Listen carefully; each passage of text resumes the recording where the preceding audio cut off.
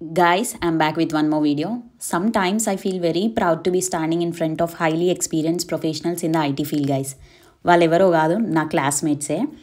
నేను literally shock అయినాను. చాలామంది మాస్టర్స్కి వచ్చేవాళ్ళు నాకంటే పెద్దవాళ్ళు ఉన్నారు. ఇప్పుడు నేనైతే ఈ 3 సెమిస్టర్స్లో చదువుకున్న నా ఫ్రెండ్స్ అయితే పెద్దవాళ్ళు అంటే ఆల్మోస్ట్ లైక్ 35, 38, 29 అట్లున్నారనమాట. ఆ రేంజ్లో ఎందుకు ఇంత ఏజ్ వచ్చినాక చదువుతున్నారు అని చెప్పేసి అడిగితే వాళ్ళ కంట్రీస్లో వన్స్ డిగ్రీ అయిపోయినాక జాబ్ చేసుకొని ఎక్స్పీరియన్స్ వచ్చినాక అప్పుడు మాస్టర్స్కి వచ్చినారు.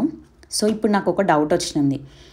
మనం కూడా మన ఇండియాలో డిగ్రీ కంప్లీట్ అయినాక వెంటనే జాబ్ చేయడం బెస్టా, అంటే జాబ్ చేసుకున్నాక మాస్టర్స్కి అప్లై చేయడం బెస్టా, లేకపోతే మన డిగ్రీ అయిపోయినాక మాస్టర్స్కి రావడం బెటరా?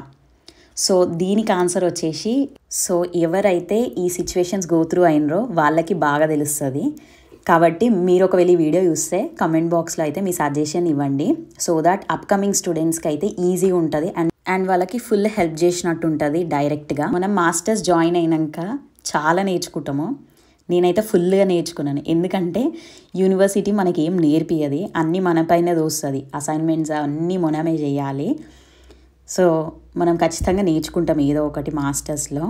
ఇంకా మా యూనివర్సిటీలో అడిషనల్గా ఎగ్జామ్స్ కూడా కొన్ని యూనివర్సిటీస్కి వచ్చేసి ఓన్లీ అసైన్మెంట్సే ఉంటాయంట. మా దాంట్లో ఎగ్జామ్స్, అసైన్మెంట్స్ అన్నీ ఉంటాయి, ల్యాబ్స్.